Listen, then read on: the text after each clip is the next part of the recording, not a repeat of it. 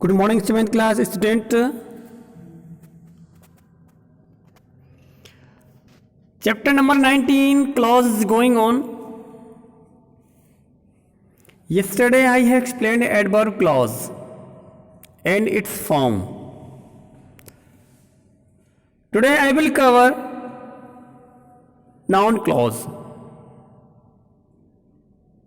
हालांकि मैंने noun clause को ऑलरेडी पहले ही एक्सप्लेन कर दिया था, बट फिर भी once again today I will repeat this topic, noun clause.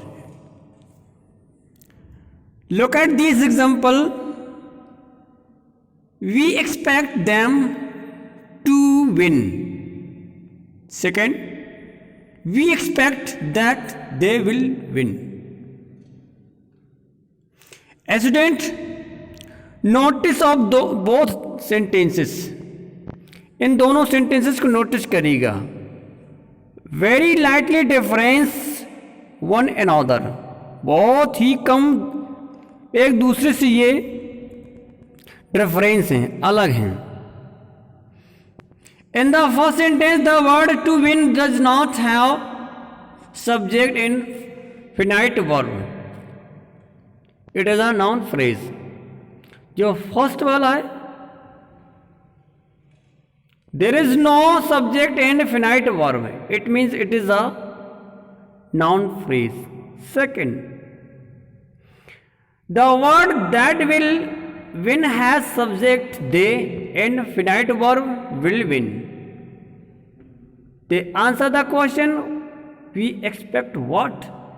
They act like the subject of the sentence and form of a noun clause. It means in this part of sentence has subject and finite verb. Sentence के इस part में subject भी है और finite verb भी है. It means it is a noun clause. क्या होगा स्टूडेंट? ये नाउन क्लॉज. ठीक है. नाउन क्लॉज को आंसर को हमें फाइंड आउट करने के लिए we do question our self what. हम अपने आप से ये क्वेश्चन करते हैं व्हाट से. इट मीन्स जो उसकी वर्ब है, उस वर्ब में हम जब व्हाट को रिलेट कर देते हैं देन हमें नाउन क्लॉज मिल जाता है. ठीक है. डेफिनेशन देखिएगा. A noun clause act like a noun in sentence. जो नाउन क्लॉज होगा स्टूडेंट, वो सेंटेंस में एक नाउन का काम करेगा. इट मीन सब्जेक्ट का. आगे, इट कैन बी सब्जेक्ट. ये सब्जेक्ट भी हो सकता है, ऑब्जेक्ट भी हो सकता है, या कॉम्प्लीमेंट ऑफ वर्ब, या वर्ब का कॉम्प्लीमेंट भी हो सकता है. It is introduced by the word that. The question word why, what, how and if या whether.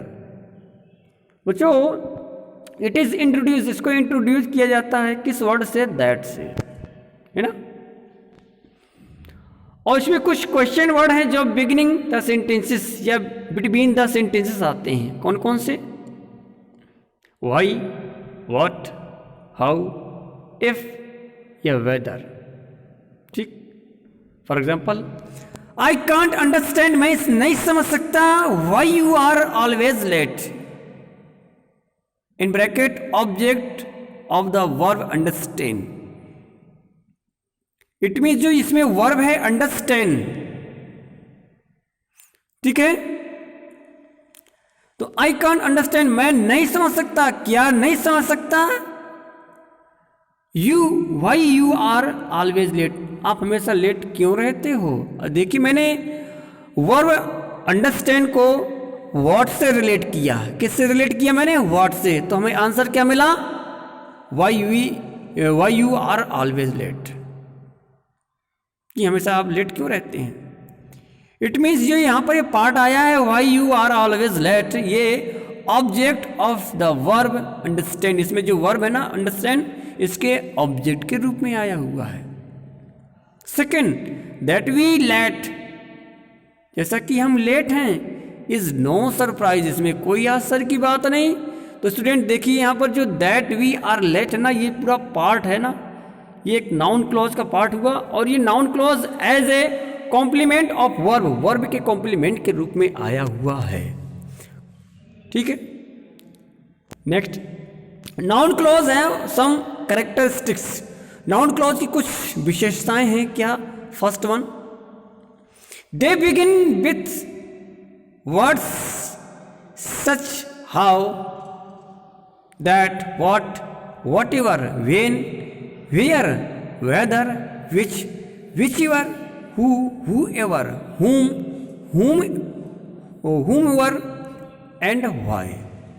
इट मीन्स इन वर्ड से नाउन क्लॉज की बिगिनिंग होती है, शुरुआत होती है, और वो नाउन क्लॉज बिगिनिंग सेंटेंस हो सकता है या बिटवीन सेंटेंस हो सकता है। ध्यान सुनिएगा, नाउन क्लॉज सेंटेंस के शुरुआत में भी हो सकता है और बिटवीन सेंटेंस के बीच में भी हो सकता है।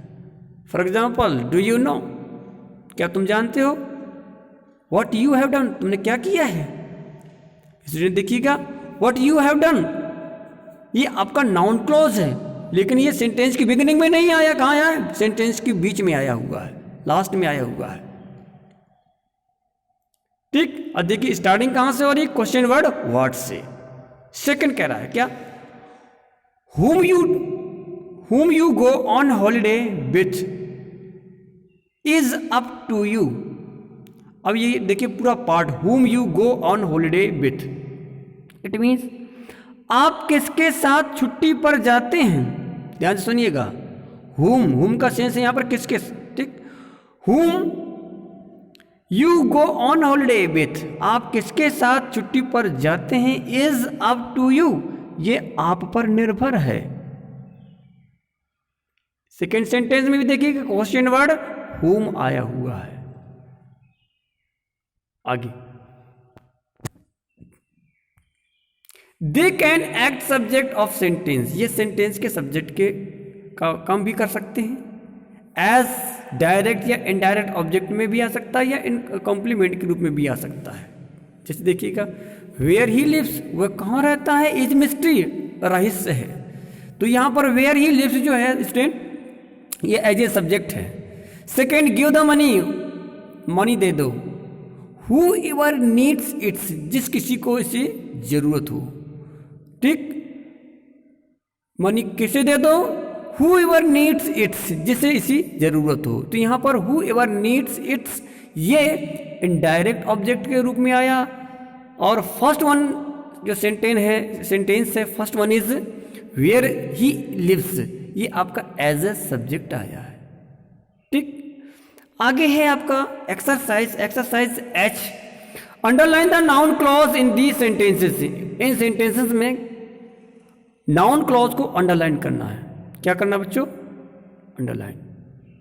फर्स्ट, वी शुड रियलाइज, हमें ये महसूस करना चाहिए कि that is never too late to correct our mistake, कि हमें अपनी मिस्टेक कभी भी नहीं करना चाहिए, या हमें अपनी मिस्टेक, अपनी गलती नहीं हमें कभी नहीं करना चाहिए। That is never too late to correct our mistake.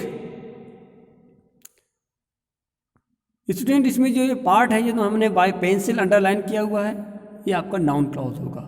Second one is